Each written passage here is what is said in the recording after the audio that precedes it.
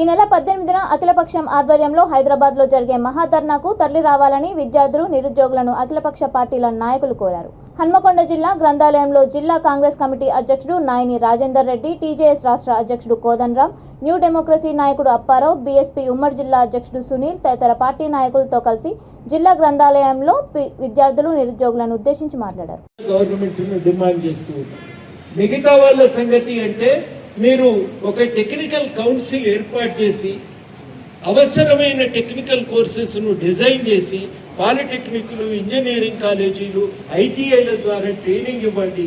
పిల్లలు బతుకుదెరువు అవకాశాలు దొరుకుతాయి. ఇతర దేశాలకు పోయినా వాళ్ళ గౌరవప్రదమైన జీతాలు దొరుకుతాయని కూడా ప్రభుత్వానికి ప్రతిపాదించడం.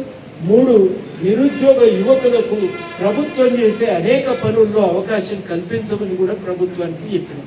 ఇప్పటి వరకు దానిపైన స్పందన లేదు. కాకపోతే కొట్లాడినప్పుడల్లా ఒక నోటిఫికేషన్ వస్తుంది, అక్కడితో ప్రభుత్వం చేతులు దులుపుకుంటున్నారు తప్ప ఒక నిరుద్యోగాన్ని రూపుమాపే లక్ష్యంతో విధానం తేలేదు.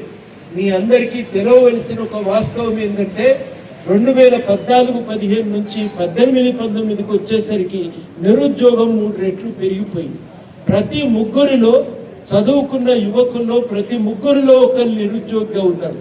30% మంది యువకులు నిరుద్యోగులుగా ఉన్నారు. పట్టణాల్లో కానీ గ్రామాల్లో కానీ నిరుద్యోగుల సంఖ్య అనేది రోజు రోజుకు పెరిగిపోతున్నది. అందుకని ఇవాళ గవర్నమెంట్ దీనిపైన సీరియస్గా దృష్టి పెట్టాలి. తక్షణం వస్తున్న ఒక సమస్య ఏంటంటే మనం ఇంత కష్టపడి మీరంతా పొద్దున్న నుంచి చదువుతూనే ఉన్నారు.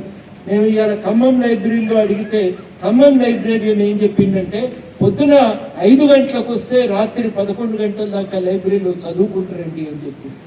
మరి పోనీ గవర్నమెంట్ మొన్న ప్రకటన చేసింది, భోజనం పెడుతున్నారా లేదు.